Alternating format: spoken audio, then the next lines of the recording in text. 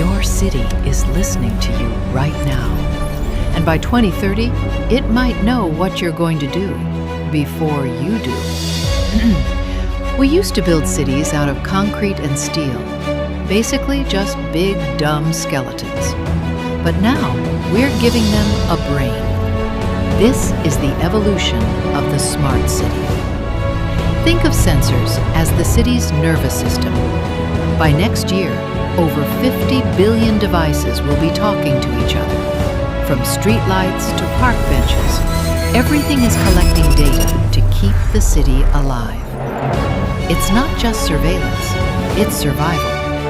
In places like Pittsburgh, AI traffic lights talk to cars, cutting travel time by 25%. That's like getting a whole week of your life back every single year. It's efficient. Smart grids save billions in energy.